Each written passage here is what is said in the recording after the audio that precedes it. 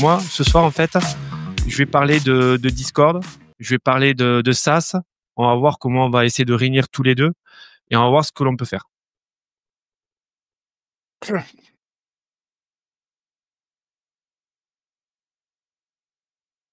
coup, je vais me lancer avant tout sur, une définition un peu de ce que c'est un SaaS et aujourd'hui, en fait, on va dire dans la grosse bulle où tout avance très vite, on parle d'IA, on parle de technologie. Ces derniers mois et je dirais même ces 2 dernières années, il y a eu beaucoup de personnes qui se sont lancées dans des SaaS. Alors on verra par la suite des chiffres et on verra qu'aujourd'hui, il y a quand même un cimetière de SaaS. C'est-à-dire qu'il y a beaucoup de SaaS qui décollent pas, que c'est compliqué à monétiser, c'est compliqué à cibler, le bon marché, les bonnes personnes. Donc tout ça, on va en parler. Mais pour, revenir à la définition du SaaS, ce qui a marqué une avancée, notamment dans ces dernières années, c'est que du coup, on n'a plus de logiciels à installer sur son PC, que ça soit des CRM, qu'on pouvait avoir dans les années 2010-2015. Mais maintenant, beaucoup, ça passe par le cloud. Je vous ai dit qu'on allait voyager, hein, donc et donc du coup, beaucoup de personnes, que ça soit pour des solutions, publiques, entreprises ou, autres, utilisent, les SaaS. Alors avant tout, comme je disais, un SaaS, il y a énormément de SaaS qui se montent, mais malheureusement, il y a beaucoup de SaaS aussi qui se cassent, si je peux dire, un peu la tête. C'est pour ça qu'avant tout, si demain vous avez envie de partir sur une solution, vous lancez dans un SaaS, je pense que ce qui est intéressant, c'est de prendre cette petite boussole et de se poser les bonnes questions.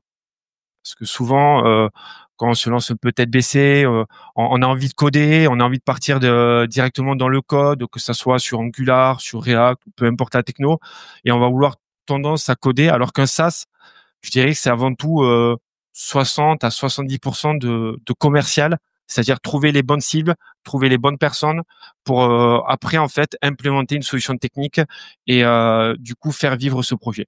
C'est pour ça que pour moi en fait le premier axe c'est déjà je veux faire un SaaS pour qui et le marché. C'est-à-dire pour qui est-ce que je cible des particuliers par exemple je sais pas je veux faire une web app qui va présenter des plats diététiques pour suivre un régime ou toute autre solution, en fait, c'est déjà se poser la question pour qui je fais le SaaS. Et à partir de là, une fois on va déterminer pour qui, on va pouvoir savoir si le marché va correspondre ou pas à notre attente. Genre par exemple, si je décide de sortir un SaaS sur tout ce qui est, on va dire, domaine sportif, on sait que tout ce qui est coaching, c'est quelque chose qui est très utilisé aujourd'hui. Il y a énormément de coaching. Donc, si on veut se lancer là-dessus, est-ce que c'est vraiment un créneau qui va être pertinent, pas pertinent? Est-ce qu'il y a une niche à avoir, pas une niche? Est-ce qu'on a un sujet en particulier? C'est pour ça que cet axe, en fait, il est vraiment primordial. Et en tant que première étape, c'est là où il faut se poser. On prend une feuille, un crayon, on gribouille, c'est pas grave, et on avance. Le deuxième axe, ça va être les enjeux et les technos. Encore une fois, si on veut faire un SaaS pour faire du coaching ou si on veut faire un SaaS pour gérer des événements ou des programmes diététiques ou peu importe, en fait, on va pas adapter les mêmes technos. C'est-à-dire que parfois on va peut-être sortir sur du React, d'autres avec des technologies HTML, CSS peut-être plus design, plus responsive, plus flashy si je peux dire. Ou si on veut partir sur un SaaS qui sera plus d'ordre CRM, peut-être qu'on aura moins besoin de contraintes design si je peux dire, et peut-être on aura plus de contraintes sur la gestion des données, comment interroger ces données, les manipuler. Donc ça c'est vraiment le deuxième axe. Donc qui est les enjeux et les technos. J'en arrive à Discord. Comme je vous avais dit, on va parler de ça, c'est Discord. Je pense que, comme toute belle histoire, je sais pas s'il y a des freelances parmi nous ce soir. Ah, un, voici. Il y a un freelance parmi nous. Du coup, donc comme je disais, comme toute belle histoire, moi je suis développeur Java, Angular. À côté, je fais de la WS, d'autres technos.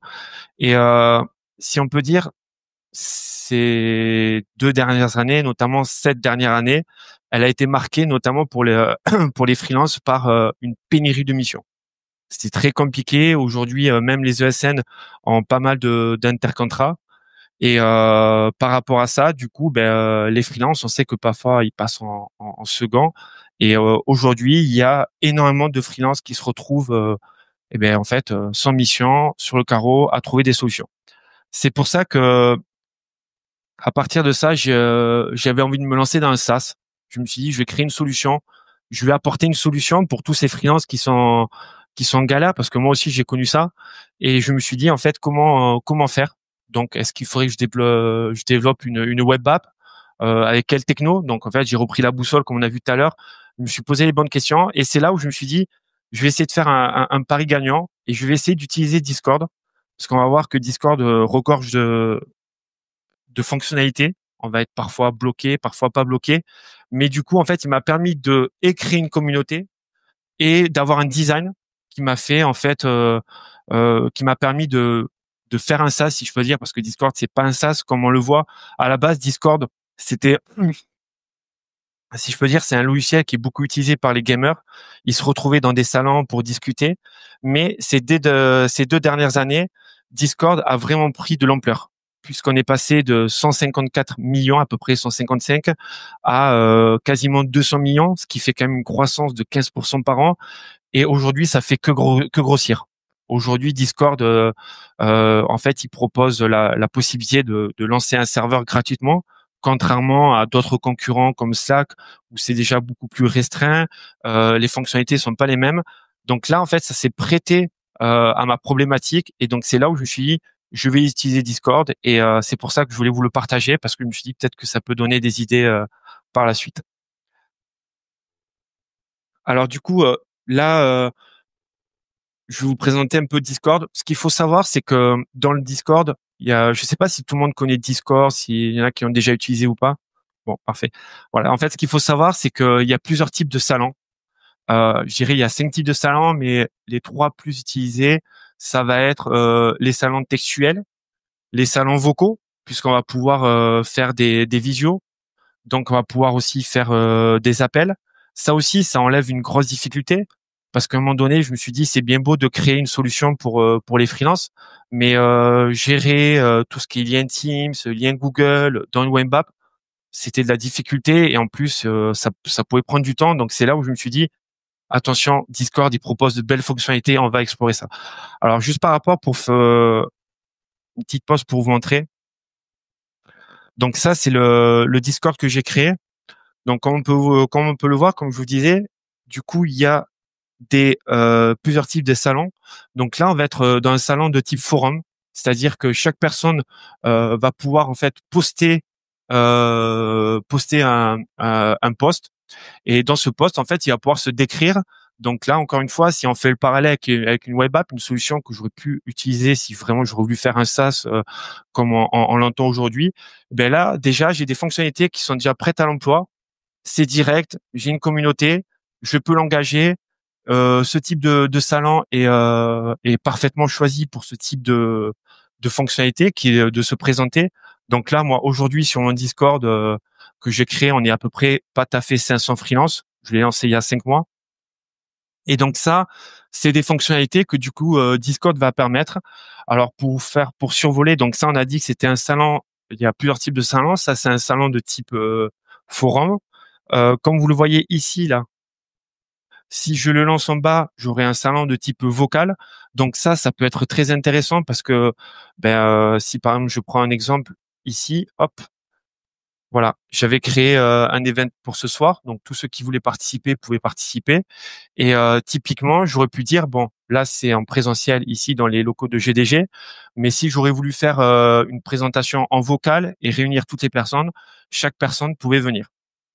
Une petite parenthèse, comme je vous disais, en fait, ce qui va être compliqué dans Discord, c'est de connaître les limites. C'est-à-dire que Discord propose beaucoup de solutions, mais il y a aussi beaucoup de restrictions.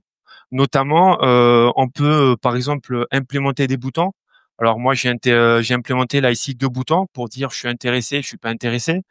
J'ai aussi implémenté un bouton pour pouvoir en fait mapper avec le rendez-vous Google pour se le mettre dans son agenda. Donc tout ça, c'est des fonctionnalités qui sont disponibles. Je vous les expliquerai tout à l'heure. On rentrera un peu plus dans la technique.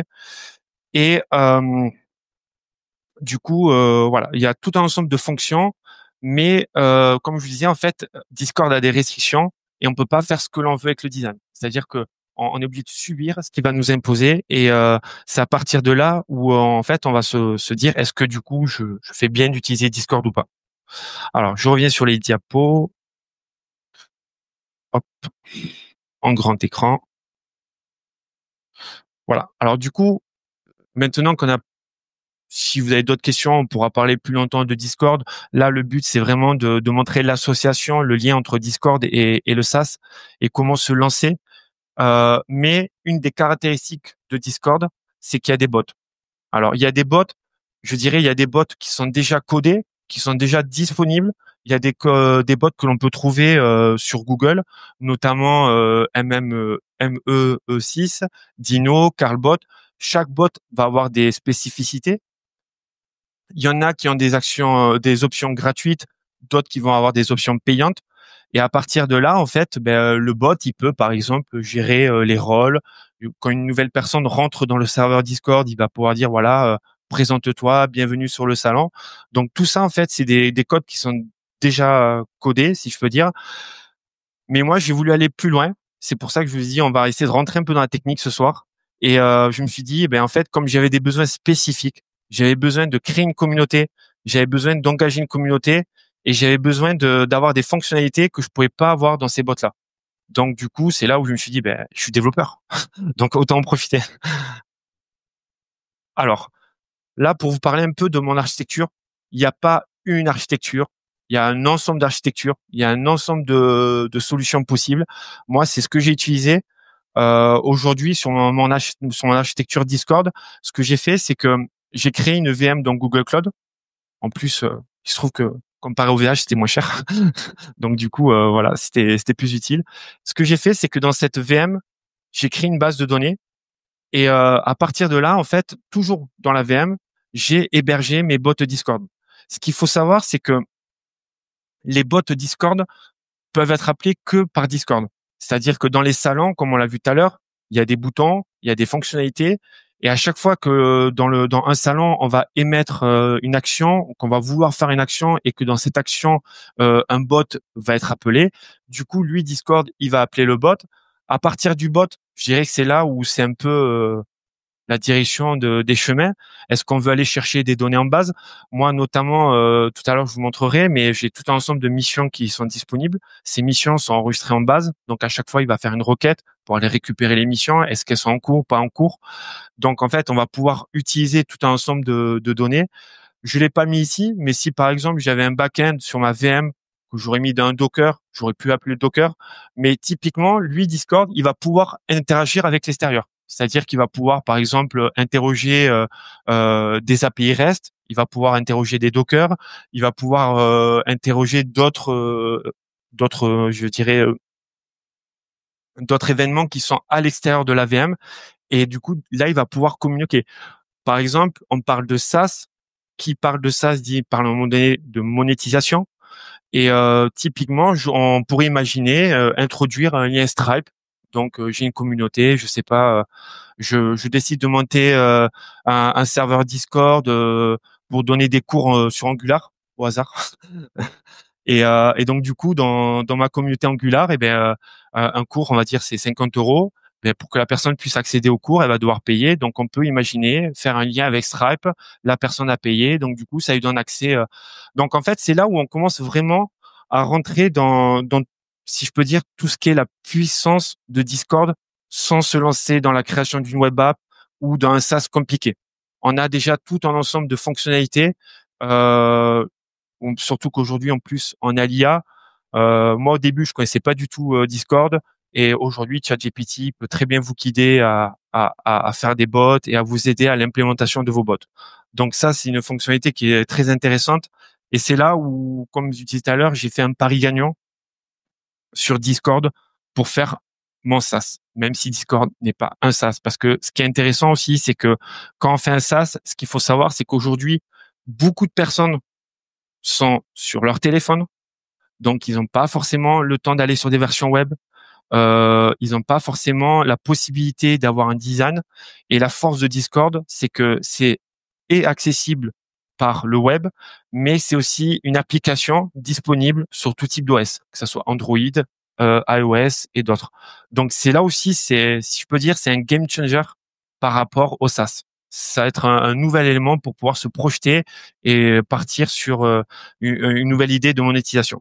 Alors comme je l'ai dit, on va peut-être parler un peu technique. Avant tout, tant qu'on parlait architecture, un bot, du coup, moi j'ai plusieurs bots. Ces bots-là, il faut les héberger. Ils sont dans une VM. Mais typiquement, pour pouvoir les mettre à jour, j'ai pris la décision d'utiliser une solution GitHub, donc classique. Je code sur mon Visual Studio, je fais des modifs, je fais mon git push. Donc du coup, je vais dans ma VM, je fais le pull, je récupère, je relance mes bots et tout va bien. Donc ça, c'est une solution. Encore une fois, si vous avez de l'imagination, je pense que il y aura plein de solutions et ça peut vous ouvrir les portes sur beaucoup de choses. Donc par la suite, sans trop rentrer dans les détails, mais juste pour vous présenter, aujourd'hui, Discord, en fait, il propose des fonctionnalités, comme je vous disais, mais avec aussi des restrictions. Les principales fonctionnalités, c'est on va retrouver tout ce qui est boutons, on va retrouver des modales, genre par exemple, une personne va rentrer ses coordonnées, son profil, pour enregistrer son profil. Donc on va mettre une modale. Dans cette modale, on peut mettre plusieurs infos. Et du coup, quand on va soumettre cette modale, eh bien, en fait, ce qui va se passer, c'est que pour ceux qui connaissent un peu Angular, si je peux faire un peu le parallèle, dans un bot, il y a plusieurs événements qui sont gérés, un peu comme si dans Angular, on avait ng-init, ng-destroy. En fait, il y a tout un ensemble de cycles de vie. Et selon, en fait, les boutons qu'on aura attribués à telle ou telle action, on va pouvoir faire le routage à partir de cette solution dans le bot Discord. Comme je vous disais tout à l'heure, un bot Discord, avant de le mettre dans la VM, ça s'initialise. Pour l'initialiser, en fait, donc il faudra rentrer le token, le client ID et le guide ID. Pour ceux à qui ça intéresse, j'ai créé un repo sous Git, un repo public. Donc ceux qui veulent se lancer dans Discord, ils pourront récupérer le repo. Ils ont juste en fait à aller sur Discord. Il y a un portail pour les développeurs où c'est très bien guidé pour mettre toutes les informations et configurer. Et à partir de là, comme je vous disais, ben en fait, on a un bot qu'on implémente. Ce bot dans ma VM, on le lance avec le node, lui il tourne et après dès qu'un événement se passe dans un des salons Discord, automatiquement le lien est fait et c'est là où il va commencer à travailler. Alors maintenant, si on revient sur le début, comme je vous disais, aujourd'hui c'est très compliqué parce que il y a énormément de SaaS. Je le vois, moi le premier, je suis dans d'autres Discord, dans d'autres serveurs, et beaucoup de personnes veulent se lancer dans des SaaS pour que ça soit pour monétiser ou pour trouver des nouvelles idées, des nouvelles solutions à des problèmes techniques. Et malheureusement, comme je vous disais, il y a aussi beaucoup de SaaS qui sont en fait pas utilisés, qui sont pas on va dire viables ou qui ne répondent pas à une bonne problématique. Donc c'est pour ça qu'en fait toute la complexité pardon, du SaaS, c'est encore une fois de se poser les bonnes questions, de se dire voilà, est-ce que par exemple je peux utiliser Discord dans mon cas pour faire un premier tremplin et après par la suite utiliser une web app ou une autre solution pour vraiment lancer mon SaaS. Donc ça c'est une des solutions et c'est un des paris sur lequel je me suis lancé. Et c'est vraiment la problématique aujourd'hui des SaaS. Juste pour continuer en termes de chiffres, aujourd'hui les SaaS, comme je vous disais, c'est un gros marché puisque ça représente 8 milliards en 2024 et en 2028 ils prévoient jusqu'à 11 milliards. Donc c'est un marché grandissant, c'est un marché dans lequel beaucoup de personnes se lancent. Mais c'est un marché aussi qui a ses inconvénients. Et du coup, c'est problématique. C'est pour ça que, encore une fois, il faut toujours se ramener sur qu'est-ce que je veux donner comme valeur à mon SaaS et comment, en fait, je vais pouvoir lancer mon SaaS dans les meilleures conditions. Donc voilà, ça, c'est sur tout ce qui est la problématique des SaaS. Du coup, moi, je suis sur LinkedIn. Et si vous avez des questions, on peut en parler, mais sinon, Si vous avez des questions maintenant, je suis ouvert aux questions. Ouais.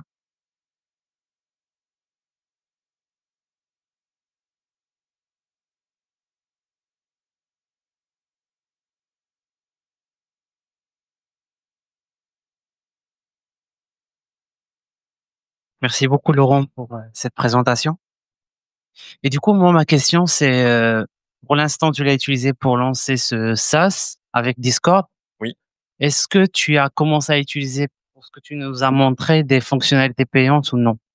Alors aujourd'hui, moi, d'un premier temps, je me crée une communauté puisque le but, c'est de pouvoir mettre en relation des freelances qui, si je peux dire, sont sursollicités et qui vont pas pouvoir répondre à tous les besoins, de redispatcher des missions à d'autres freelances qui, eux, sont en galère. Donc aujourd'hui, il y a un contrat qui s'établit entre les deux personnes. Il y a un système de apporteur d'affaires et de portée.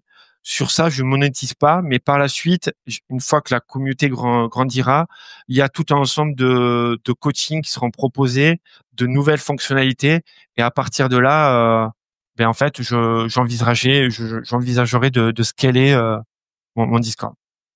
Merci. Il y a des questions.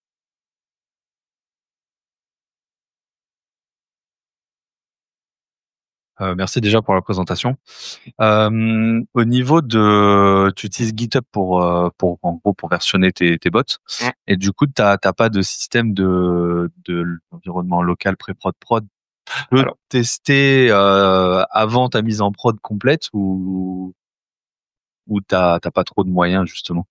Alors c'est une excellente question parce que aujourd'hui, comme je disais, Discord il a des possibilités qui sont très fortes, mais il y a aussi beaucoup de restrictions. Donc aujourd'hui, je dirais il n'y a pas d'environnement de prod, de qualif ou de dev. Ce qui se passe, c'est que si par exemple j'ai envie de tester une fonctionnalité, je peux très bien créer un salon. Ce salon, je vais le rendre privé. Il y aura que moi qui aura accès à ce salon. Et à partir de là, je vais mettre des boutons, je vais mettre des liens et je vais commencer à tester. Et une fois que ça sera bon, ben du coup, je pourrais changer l'ID du salon et mettre le salon ciblé pour pouvoir en fait faire une sorte de déploiement en prod, si je peux dire. Mais c'est vrai que c'est une des limites et une des restrictions aussi de Discord. Ça marche, merci. Est-ce qu'il y a d'autres questions? Je rebondis sur mon collègue. Euh, on parlait de prod, de dev et tout. Pourquoi pas mettre le bot, ben, je sais pas si c'est possible, mais Hein. sur plusieurs serveurs en même temps et Alors c'est possible, c'est ce que j'ai fait aussi. Excellente question. Alors c'est ce que j'ai fait, mais le problème de le mettre sur, si je peux dire, sur plusieurs serveurs, c'est que déjà il faut créer plusieurs serveurs. Il faut aussi les entretenir. Et puis, en changeant de serveur, eh bien, en fait, il y a toujours aussi la possibilité de pas bien configurer le bot. Maintenant, ce qu'il faut savoir, c'est que il y a énormément de possibilités. Et par exemple, je peux créer un bot et en fait, un bot peut être invité par un autre serveur. Donc, typiquement, si j'ai le serveur A et le serveur B, le serveur A peut avoir le bot et le serveur B aussi. Mais je me suis rendu compte qu'en faisant ça au début, ben ça demande quand même de changer de la config. Et parfois, en fait, je me suis trompé au début, j'ai pas bien changé la config. Donc, je me suis dit, le plus simple, c'est de créer un salon privé au sein même de mon serveur et donc, du coup, à l'intérieur, je peux faire ce que je veux et j'aurai juste l'ID à changer. Mais c'est vrai, c'est une des restrictions de Discord, encore une fois. ok. J'avais une deuxième Oui. question. Euh, pourquoi le JavaScript et pas le Python? Alors, c'est une excellente question. J'aurais pu faire un bot en JavaScript, j'aurais pu faire un bot aussi en TypeScript, j'aurais pu le faire aussi en Python. Pourquoi JavaScript? Parce que je connais pas du tout Python. J'en ai jamais fait et que moi, mes trois langages, si je peux dire, principaux, c'est Java, JavaScript, TypeScript. Donc, du coup, j'ai choisi la facilité. Mais j'aurais pu le faire en Python, effectivement. On peut coder une feature en Angular en quelques minutes, alors qu'en temps normal, ça nous aurait pris plusieurs heures et garanti sans bullshit. Donc, pour commencer ce petit talk, je vais faire une petite introduction. Donc, je vais me présenter, parce que je pense que vous ne me connaissez pas. Et ensuite, je vais vous expliquer un petit peu pourquoi je vais faire ce talk et comment je vais le faire. Donc, qui je suis? Je m'appelle Élodie Turlier, je suis dev depuis plus de 10 ans. Je me suis spécialisée sur Angular depuis 7 ou 8 ans, je pense. J'ai une passion pour la productivité, l'agilité et l'intelligence artificielle depuis 2-3 ans. Et j'intègre énormément l'IA. Ah, il est en haut. Ah, ça, vous m'entendez pas. Là, c'est mieux? Ah, cool. Et du coup, ouais, j'intègre l'IA dans ma façon de développer aujourd'hui. C'est un petit peu le sujet du talk. Et à côté de ça, depuis le mois de janvier, je fais de la création de contenu sur LinkedIn où je partage un petit peu des informations sur Angular, sur l'intelligence artificielle, ce genre de choses. Et j'ai un petit côté où je fais du storytelling, où j'ai un petit univers post-apocalyptique, un petit peu mon branding, où j'explique un petit peu le milieu du développement, le Angular, etc., sur la thématique post-apocalyptique. Donc, on va parcourir ce talk en 3 étapes. D'abord, je vais faire beaucoup de théorie pendant 20 minutes. Je vais vous expliquer mon petit secret, comment j'ai réussi à améliorer ma productivité avec l'IA. Ensuite, je vais passer 10 minutes pour vous prouver que ça fonctionne quand même, parce que je peux raconter des choses, mais peut-être que ça va du marcher. Et enfin, 10 minutes pour répondre à vos questions si vous voulez en savoir plus des petits liens si vous voulez vous lancer. Et donc, j'ai décidé de vous faire une promesse pour ce talk. Ce sera qu'à la fin, vous aurez une méthode concrète pour intégrer l'IA dans un projet Angular ou autre. Alors moi, ça va être plus Angular parce que c'est ma stack. Et c'est aussi, je trouve qu'Angular se prête pas mal à l'utilisation de l'IA, puisque depuis les dernières versions, il y a pas mal de choses en termes de productivité qui permettent de se coupler à l'IA. Il y a notamment pas mal de docs dessus sur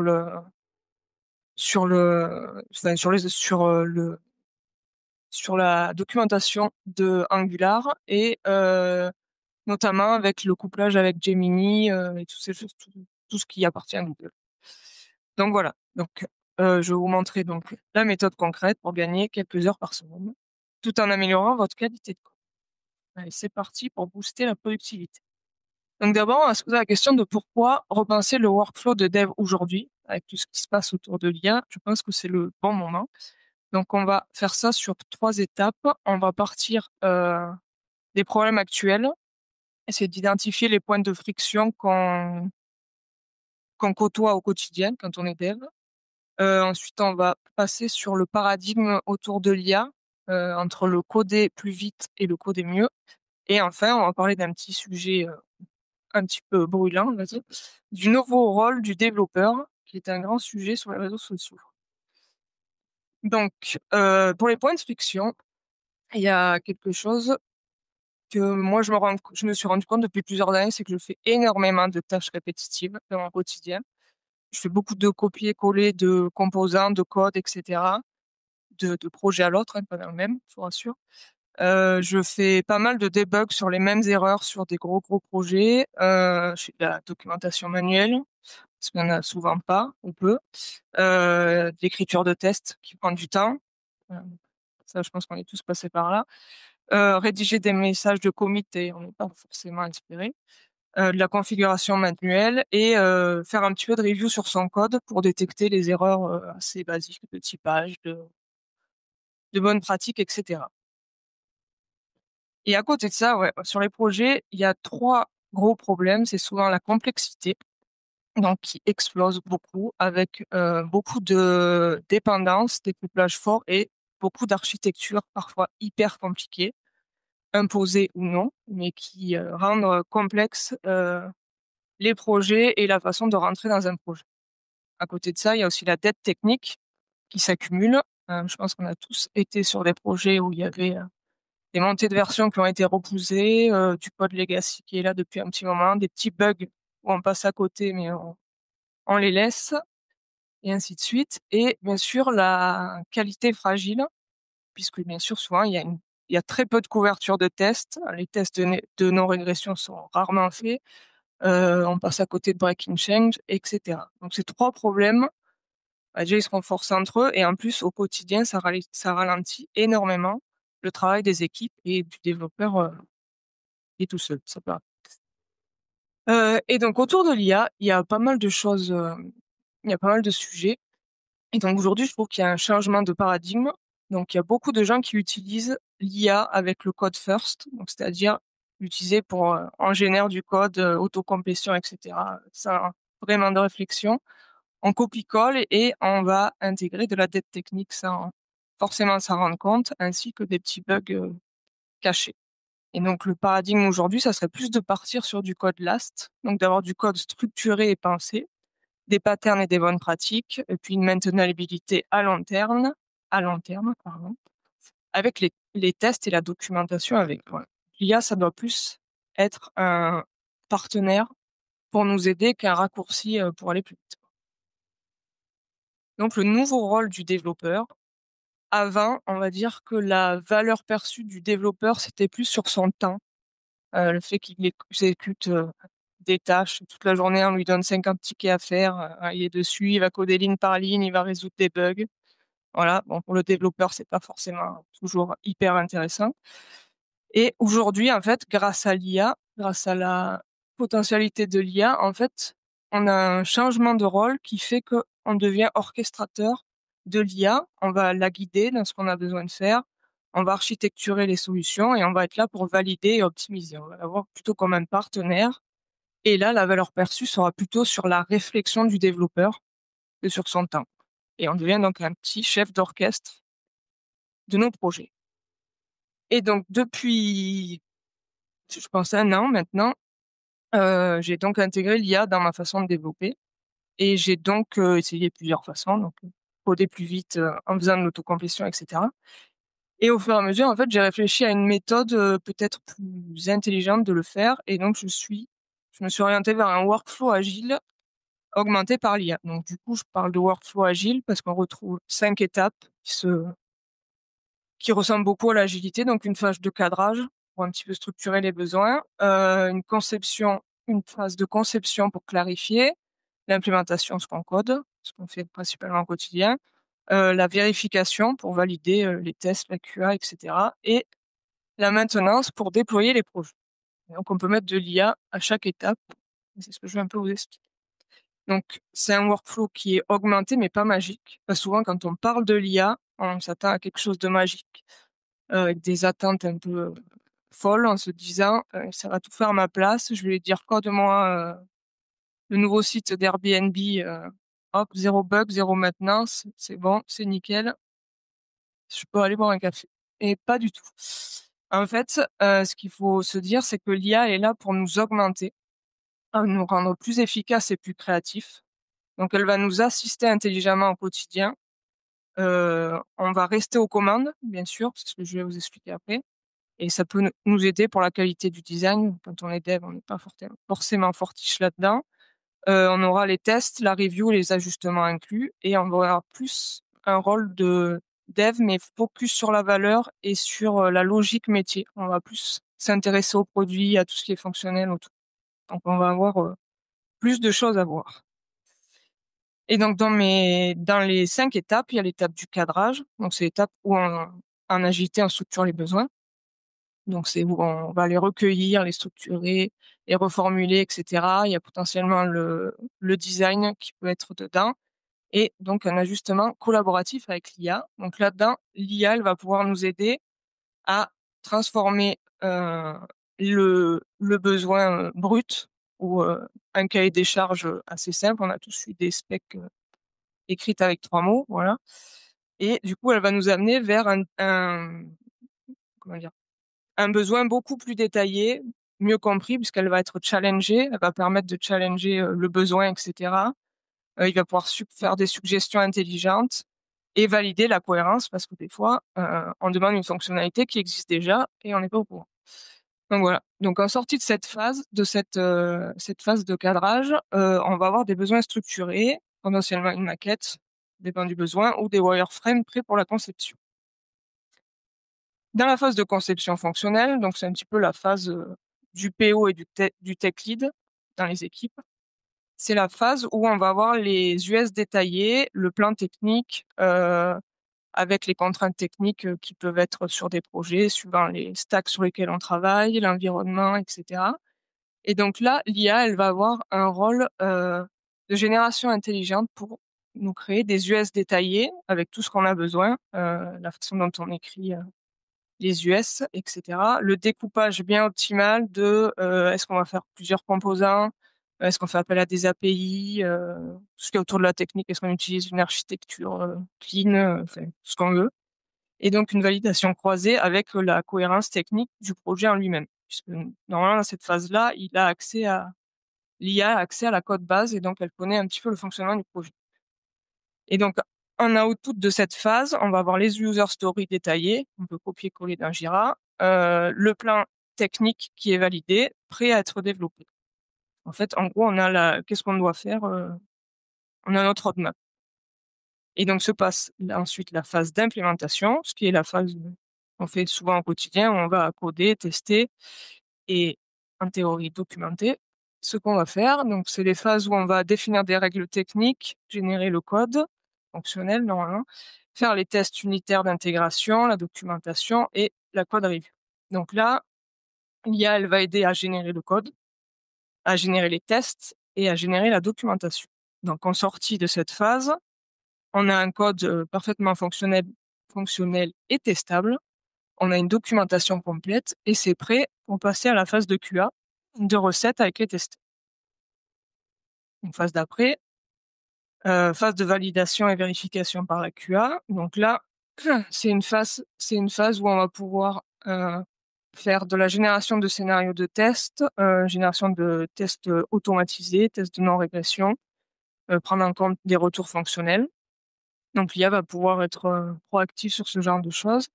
Et donc en sortie de cette phase, on aura la qualité validée et on aura notre besoin prêt à être déployé en production. Et donc dernière phase, bien sûr, le déploiement et la maintenance. Donc c'est les activités où il y a les pipelines, où on lance les tests, analyse des bugs, etc. Donc là, l'IA peut nous assister dans le déploiement, le monitoring. Et à la fin de cette phase, du coup, on a fait le cercle complet du workflow qu'on a vu tout à l'heure et nouveaux besoins qui entrent et on repart au début et on refait le cycle, ainsi de suite, avec une petite amélioration continue. Donc, le workflow en pratique, je vous ai dit pas mal de théories. C'était intéressant, mais est-ce que ça a marché? Donc, je vais refaire une petite passe sur les étapes. Donc, la phase de cadrage, en fait, comment ça va se passer pour chaque étape? Concrètement, il y a une sorte d'agent IA derrière. Donc, c'est une intelligence artificielle qui a un rôle bien défini et il va exceller dans ce domaine particulier. Donc, pour chaque phase, il a une base de connaissances spécifique à son domaine métier et des connaissances, voilà. Et il y a un rôle qui lui est propre. Donc pour la phase de cadrage, l'agent, c'est une sorte d'agent product manager, quoi, qui s'y connaît en fonctionnel, en besoin, etc. Pour la conception, c'est plutôt un architecte technico-fonctionnel, donc il connaît. C'est un mix du PO et du tech lead, donc il va connaître la stack technique, les contraintes, mais aussi la partie fonctionnelle. La partie implémentation, là, c'est un code éditeur, Zen, Windsurf, Cursor, tout ce qu'on veut. La partie QA, du coup, ça sera un agent plus sur les tests, donc il connaîtra les techniques de test, etc. Et le dernier, plus un agent de monito. Donc, en gros, c'est un workflow collaboratif puisque à chaque phase, il y a un output qui est utilisé à celui d'après et ainsi de suite pour avoir à la fin quelque chose qui marche très bien. Donc c'est joli tout ça, mais on pourrait se dire, en fait, ça va marcher tout seul, mais pas du tout. Le développeur, il reste quand même le maître du jeu de cette histoire, parce que c'est quand même lui qui a la vision, c'est lui qui définit les objectifs, qui doit valider l'architecture et les choix, c'est lui qui contrôle, puisqu'il va superviser l'exécution de chaque phase, corriger s'il y a besoin, et c'est lui qui va apporter son expertise technique, parce que souvent, des fois, il s'y connaît mieux que l'IA sur certains projets, surtout quand, par exemple, les montées de version d'Angular, là, par exemple, il y a Angular 20, il connaît pas encore les nouveaux petits tips qui sont sortis. Donc moi, les bonnes pratiques que je vous donne et que j'utilise au quotidien avec l'IA, c'est toujours revoir le code qui est généré, parce qu'on sait jamais. Toujours comprendre ce qu'on produit. Moi, je vais pas utiliser l'IA pour produire du Python, par exemple, parce que j'y connais rien. On valide chaque étape. Tout le temps, quand il est en train de générer des choses, on essaye de regarder parce qu'il peut partir potentiellement dans une mauvaise direction. et essayer d'utiliser la loi de Pareto quand on fait générer du code. Moi, j'essaye de faire générer 80% de ce que j'ai besoin et qu'il me reste 20% à faire à la main. Ça, c'est sur la durée, hein, que ça s'acquiert. Au début, on va faire peut-être 20% de générer et 80% à la main. Et surtout découper. Ben, ça, c'est un petit peu comme dans l'agilité. Si on va pas lui demander un truc énorme à faire, il faut essayer de le faire par petites fonctionnalités, parce que quand il y a trop de contexte, l'IA, au bout d'un moment, elle pète un peu. Donc voilà, vous restez le décideur final. L'IA va être là pour proposer et vous aider, mais l'expertise, normalement métier et technique, c'est vous qui l'avez. Donc je fais un petit focus sur les phases de conception et d'implémentation, parce que c'est un peu ce que je vais présenter dans ma démo. Donc, on a un besoin structuré qui va être donné. Donc ça, c'est quelque chose que j'ai travaillé en amont. Donc je l'ai donné à un agent architecte que je vais vous montrer tout à l'heure, plutôt fonctionnel. Il m'a donné des user stories détaillées. Ces user stories, je lui ai redonné, mais je lui ai donné un rôle plutôt technique. Et là, il m'a fait mon plan technique détaillé. Et du coup, je vais vous montrer, j'ai donné le plan technique à mon dev editor dans l'IDE. Il a généré le code. Et à la fin, on va faire une petite review, valider, voir si on a atteint la petite loi de Pareto dont je vous ai parlé. Donc, petit cas concret, on va passer d'un besoin jusqu'à la génération du code dans un petit projet Angular que j'ai créé spécialement pour la démo. Donc, l'objectif, c'est de voir que les specs que je lui ai donnés, elles vont être respectées, qu'il modifie bien l'interface, que ça fonctionne, qu'il respecte un petit peu lui et qu'il fait les tests. Donc, on va faire, comme je vous disais, on va passer par l'IA Architect qui va faire la conception. Le dev editor va générer le code et moi, je vais tester et valider. Donc, le besoin que j'ai décidé de faire aujourd'hui, c'est pouvoir filtrer la liste des produits avec une ou plusieurs catégories prédéfinies.